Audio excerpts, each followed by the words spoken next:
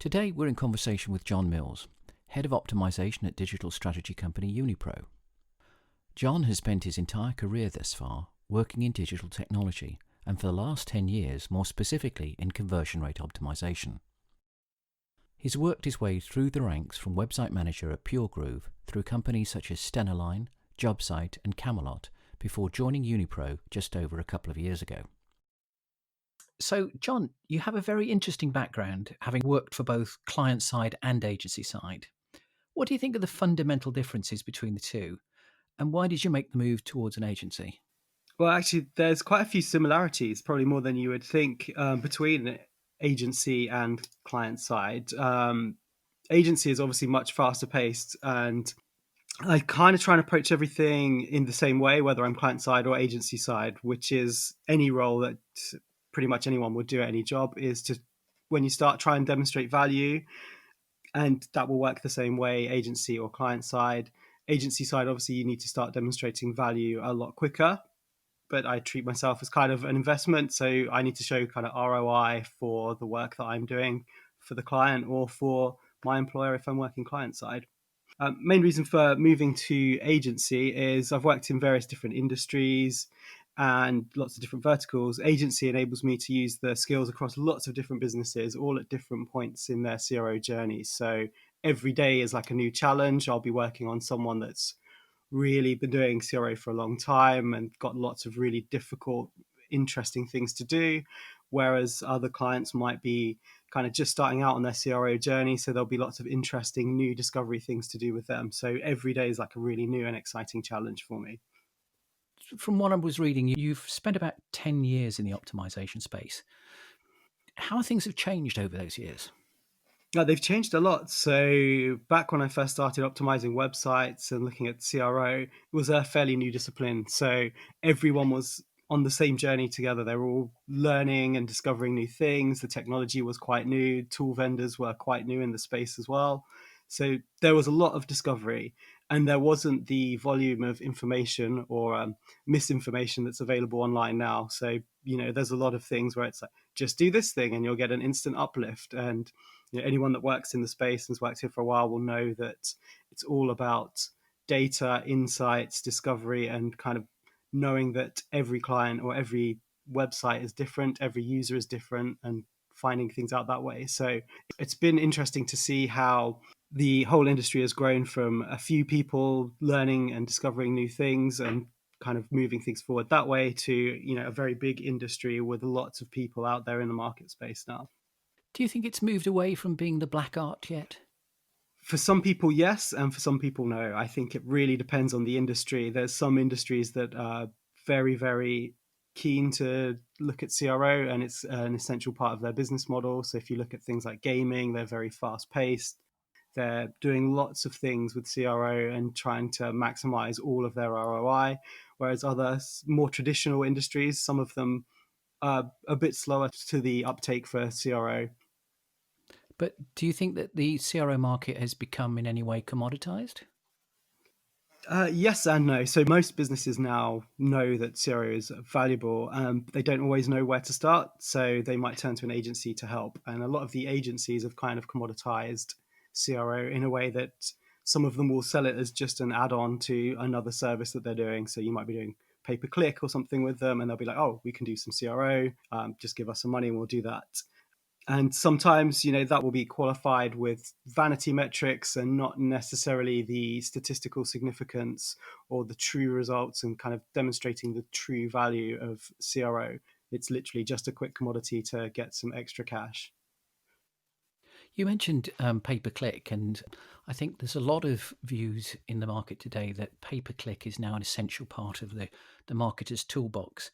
Yet I don't believe yet that CRO is an essential part of the marketer's toolbox. Now, that doesn't mean that I don't believe it is, but I don't see that quite so much. What are you seeing in the market? It really depends on the industry again. One of the things that's sort of quite happens quite a lot is pay-per-click is very, very easy for everyone to understand. It's a simple model of you spend X, you get a return of Y. There's diminishing returns with that, obviously, and CRO can generate a much bigger ROI if done correctly. But because it's so difficult to understand, it's not often kind of picked up as much as it should be. So yeah, CRO, you have to kind of fully understand the business you're working with. You have to look at data, and it's not so you do X, Y happens. It's you do X, you understand why X is going to happen, you understand what Y might be, you look at the results. It's not as clean cut as a simple this goes in, this comes out. But there's a much bigger rewards if you do it properly. And you mentioned ROI earlier. Is that the way that you justify the costs in times of when budgets are tight? Yeah, with looking at ROI, it's kind of a no-brainer. With CRO, you can do a couple of things very quickly. Like the first few things you can do can quite easily pay for the tool and the team or the agency that are running the tool for a year, and then everything you're doing after that is just kind of pure profit. We're all kind of suffering in this lockdown or partial lockdown now as the restrictions are being lifted a little. Which industries do you feel have suffered the most? And what would your advice be to help those companies get back on their feet? Good question. So lockdown overall has actually been very interesting to look at the different industries that have been affected. So some of the behavior has been very different to what you might expect. So I've seen some retailers have actually stopped trading online. You've got other retailers that don't have a web presence that are suddenly scrambling to get a website up really quickly. But I think the industry that's had probably the biggest impact is the automotive industry. So there were some stats released quite recently saying that new car sales figures are the lowest they've been since 1946. So 97% lower than that of the same month in 2019. So if you look at April 2020, I mean, that's a huge, huge reduction. That's a big impact to a whole And industry. how do you think CRO can help them? There's definitely a lot of stuff to do. So I know we talked about some industries, sort of older industries, are not so up to speed with CRO and the benefits of it, and they've got quite traditional models. So it's quite often difficult to change that mindset. But if you look at things like Tesla, for example, in 2018, 78% of their Model 3 sales were all online. So it's literally people buying a car with their phone. So there's an appetite there for people to do that. Um, the best thing that you can do with CRO is start creating hypotheses, looking at the data that you have, and kind of trying to work out how you can convert people that are researching cars into potential buyers. So I think it's approximately 92% of people research a car online before they start considering buying it. So there's definitely people out there looking online.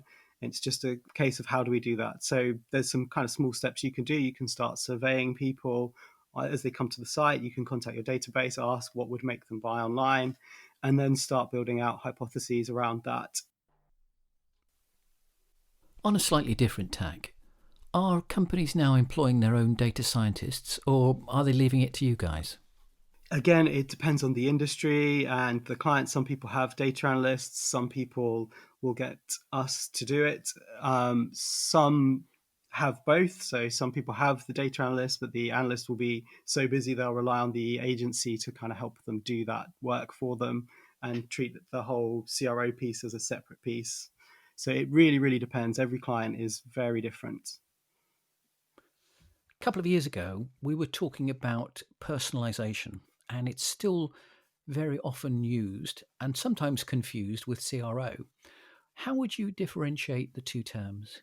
They're both really good tools, and if personalization is used right, it can be used as a CRO tactic or method for increasing conversion rates. So whilst they are different, I kind of see they kind of live together in kind of the same space. So if you are good at personalization, you're going to have an impact on your bottom line. It can be a really, really nice tool for conversion rate optimization.